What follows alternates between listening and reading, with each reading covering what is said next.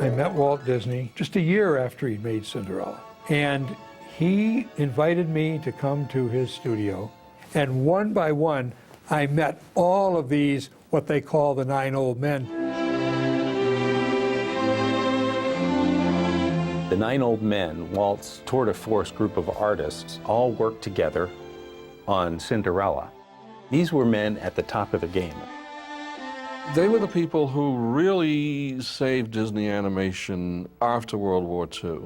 There had been some wonderful animators before them who had contributed a tremendous amount to the creation of the Disney animation style, but they were the key figures in keeping the Disney animation style going from 1945 really up into the 60s. They were so excited with the glory of what they had wrought, and they told all these stories about the making of Cinderella. Walt Disney really knew what the strong sides were in the animators, and he cast them accordingly. The casting on Cinderella was really perfect. Eric Larson and Mark Davis were equally skilled as draftsmen, and they were assigned the difficult task of animating Cinderella. There are certain scenes in the film that when I think of the scene, I think of the person who animated them. When Cinderella wakes up in the morning, it's so much like Eric. Eric was our mentor when we started at Disney, and he was a grandfatherly guy with a nice portly belly, and he would talk like this, and he was always sincere and very genuine and heartfelt. And when you see that scene, you just feel everything is right in the world. And I feel like I felt back at Disney in the room next to Eric Larson when I'd go in and work with him. I remember Eric Larson talking about the fact that he and Mark Davis, they didn't quite see eye to eye in terms of Cinderella. All right, breakfast is served. Mark Davis apparently gave her a more sophisticated quality, whereas Eric Larson went for a simpler character, and they had to somehow reconcile the two sides of the character. But I think that's what makes her interesting too, that she does have this down-home warmth to her. But there's also a certain intelligence and sharpness about her. Maybe I should interrupt the music lesson. And I think it has something to do with Mark Davis's approach to the character. This is sort of a doodle sheet that Mark Davis did during the making of Cinderella, and you can see this is probably early on where he's analyzing her face. So this is love. Milt Kahl, who was the top draftsman at the studio, was always stuck with the princes. Very difficult to do these straight masculine characters without making them look silly. Milt Kahl also had scenes with the Duke and the King. It's high time he married and settled down. Of course, Your Majesty. Milt Kahl did these drawings of the king. Milt was always a master at hands. They were always so correct and very, very expressive. Milt did the fairy godmother. That scene with the fairy godmother is unforgettable. Good heavens, child. You can't go in that. The fairy godmother has surprising warmth. There's this grandmotherly type, you know, who has a lot of softness. There's a lot of nice feeling to that character. Everyone's talking about it. The whole kingdom. Frank Thomas did the villain in Cinderella. The most hated villain of all the Disney villains. Frank Thomas had done Bambi, he'd done the Seven Dwarfs, he did Pinocchio. All these wonderful, charming characters. And he said, I was amazed when Walt put me on to Lady Tremaine. But he said he must have seen something in my way of thinking that would work for this character. Frank Thomas was anything but a wicked stepmother, but there was something always going on in his head. You'd go into his office and he would be searching for ways to communicate to you what he was trying to put into the scene. There was always some depth to the character he was trying to get. Well, don't just stand there. I think that Frank, the way he did the stepmother was absolutely the right way to do it. He worried some about it being too straight, but I think she had to be the way she was, because I think she's very frightening when she looks at you. Ollie Johnston, Frank's best friend forever and ever, and his partner and collaborator in so many films, Ollie did the Wicked Stepsisters, who were so slovenly, so lazy, so ugly, so unappealing, that by contrast, Cinderella would look lovelier and lovelier.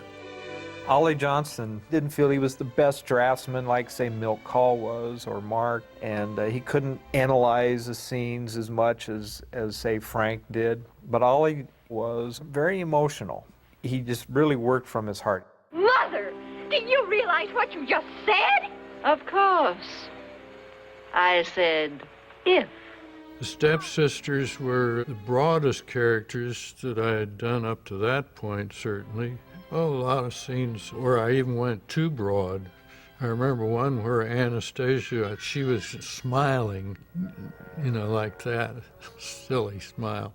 So I went real broad with that, thinking I'm going to get something really funny out of this. But finally, Walt called me in. He says, you know, she is a little bit ugly. Suppose you could fix that up. Wolfgang Reitherman, born in Germany, came over here as a little kid. What Walt liked about him was his attitude. Wooly was a great suspense guy, and he thought a great idea for a scene is get that key up to Cinderella through that dizzying stairs setup that they had laid out. I think that's one of the best sequences of suspense that we've ever had in a picture. And it keeps building and building because we keep cutting back and forth. You know, the cat comes in the way, he's trying to stop them. It's like a Hitchcock film. It's unbelievable.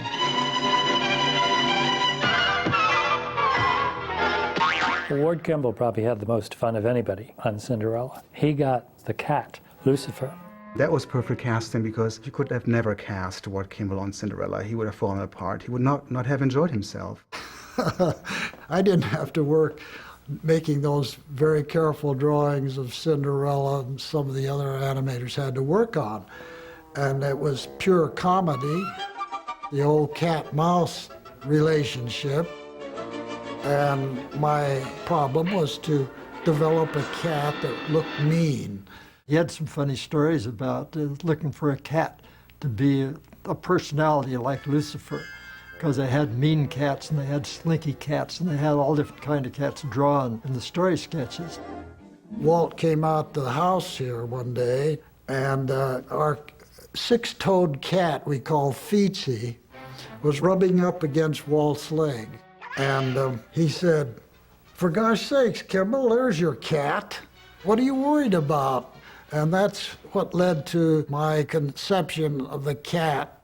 At the time, he and I were playing in our Dixieland band, the Firehouse 5+2, and they'd always introduce Ward as the one who had done the mice in the Cinderella, and everyone would go, "Oh!" Then saying, "Frank, they did the stepmother."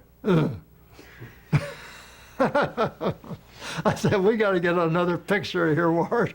I can't take any more of this."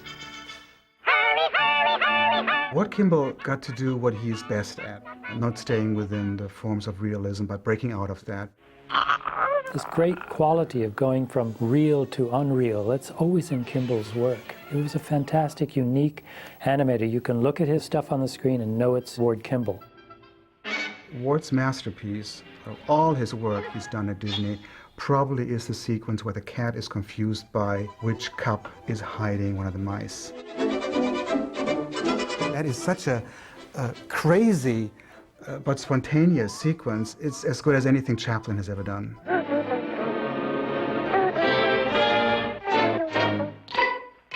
There are these two animation styles almost going on in the movie, when you have something like the cat and the mice, and then you have Cinderella and the stepmother, who are very real and have all these subtleties. It's very difficult to animate human figures and to mix them with animals. It's just difficult. And Cinderella really succeeds well in that area. Lucifer, you mean old thing? You only got that by men who had grown from doing Snow White through Pinocchio, through Bambi, and Fantasia, and finally were able to do Cinderella. The financial condition of the studio was such that they couldn't pour the lavishness into the production that they had on Fantasia or Pinocchio. So what they did was they shot the entire film in live action, and they used this as a guide to do layouts for the film, for the cutting, for the way the action would flow into one another. They'd shoot live action and they'd blow it up to animation-sized paper, and then they'd put a sheet of animation paper on and draw right over it. Some of the animators kind of, balked at that a little bit. They just like, I can do this, I don't need it. If the live action was good, well, I used it, and if it wasn't, I didn't use it. And I'd use the best parts of it, and I'd use it to help me enhance something, But I still didn't like to use it. It is arguable that this is a less creative way of doing things. But the Disney artists were not the sort of artists who would just mindlessly trace over the live action. They knew it had to be filtered through an artist's mind. And they had opinions on things, how something should move, and when it wasn't moving right in the live action, they would change it, and that's why it turned out so good, because they had a very critical eye. If you look at some of the photographs that were taken and then the photostats that were made of it, and then you look at the final animation, you can see that there's an enhancement that the animators brought to it. The animators knew that you have to go further in animation than you do in live action, otherwise it's going to look stilted. Look at Frank Thomas's evil stepmother. There's a look about her that reminds you of actress Eleanor Audley, but he certainly goes further in her poses and in the way that she gestures and the way that she puts her points across on screen. And one more thing. See that Lucifer gets his bath.